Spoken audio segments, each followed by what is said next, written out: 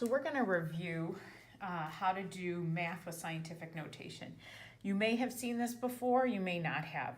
First thing is writing things in scientific notation. So I have to just memorize that a billion is 10 raised to the 9th power. A million is 10 to the 6th power. And 1,000 is 10 to the 3rd power. Again, 10 to the 3rd would be 1 with 3 zeros after it, or 10 times 10 times 10, which is 1,000. So a million is 1 with 6 zeros after it, or 10 times 10 times 10 times 10 times 10 times 10. Billion is 10 to the 9th. The other one, because of the world economy at this point, is a trillion, which is 10 to the 12th. So when we do GDP calculation, sometimes we'll run into these numbers. So if I did this multiplication writing out all the zeros, I would get completely lost in it. But in scientific notation, this is not that bad. So I'm going to take 5 billion here, which a billion is times 10 to the 9th, and I'm going to multiply it by 5 million. 5 times 10 to the 6th. How do I solve that then? So first step in it is writing them in scientific notation. Next step is I multiply the 5 times 5, so I get 25. And then the final step is I multiply 10 to the 9th times 10 to the 6th. And what I do is I add the exponents. So I take 9 plus 6, which gives me 15. So my final answer will be 25 times 10 to the 15th. And that would be my answer for that one. If I did that in standard notation, I would have 25 with 15 zeros after it. So that would be 25,000 trillion. So that's 9, 10, 11, 12, 13, 14, 15, okay? All those zeros is crazy and you get lost in that. So this is why we really prefer doing this in scientific notation. So notice when I multiply big numbers or small numbers, if I do them in scientific notation, it just makes life much easier. Also works great for division. Don't use scientific notation for addition and subtraction. It's kind of ugly for that because your bases have to be the same. But for multiplication and division, it's a beautiful thing. So for number 2, I'm going to take 15 billion. So I have to remember billion is 10 to the 9th. So 15 times 10 to the 9th, and I'm going to divide it by 3 million. 3 times 10 to the 6th. Million is 10 to the 6th. So now I'm going to take 15 divided by 3. Hopefully you remember that is 5. And then 10 to the 9th divided by 10 to the 6th is going to give me 10 to the 9 minus 6, which is 3. So that's going to give me 5 times 10 to the 3rd, or 5 with 3 zeros after it, 5,000. So 5 times 10 to the 3rd, or 5,000. Either of those would be the correct way. This would be scientific notation, and that would be standard notation. Now this next one is in standard notation, but I'm going to put it in scientific notation because you're going to see how much easier it's going to make my life. So 60,000 is going to be 6 times 10 to the 4th.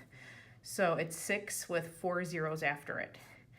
Now 0.002, I'm going to do that one over here.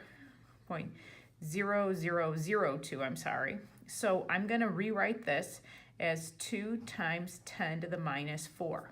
How in the world did I do that? I took 2, okay, so I moved this decimal 1, 2, 3, 4 places smaller than 1, so that's why it's minus 4 to get that 2 at the end. So I get 2 times 10 to the minus 4. Now what do I do? Same as before, 6 divided by 2, that gives me 3. And now I do 10 to the 4 minus a negative 4, and hopefully you remember 10, when you subtract a negative, you add it. And so I get 3 times 10 to the 8th would be my answer, or 3 with 8 zeros after it, all right, which is 300 million. So either of those, but again, if I tried to do this, not putting it in scientific notation, it just makes it really ugly. Next one here, I'm going to have 20 times 10 to the 4th divided by 4 times 10 to the 6th. So I have 20 over 4, which is 5, and now it's going to be times 10 to the 4 minus 6, which is going to be 5 times 10 to the negative 2. 4 minus 6 is negative 2. In standard notation, that would be 5. The decimal is there on 5, and I move it 2 places smaller. 1, 2 places smaller, so 0.05. So I would have, my final answer would be 5 times 10 to the minus 2, or 0.05. So again, it's awkward at first doing this, but once you start doing scientific notation, math, you actually find it so much easier than doing it with numbers in standard notation when you have big or small numbers. So for this last one here, I have 0.002, so I move the decimal 1, 2, 3 places, so I get 2 times 10 to the minus 3, and I divide it by 2 times 10 to the minus 4.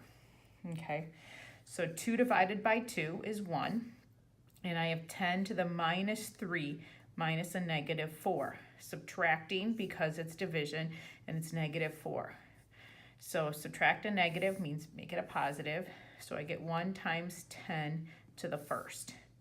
1 times 10 to the 1st is simply 10 to the 1st, or 10.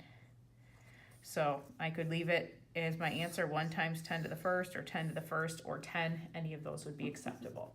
So that is essentially how you're going to do scientific notation math.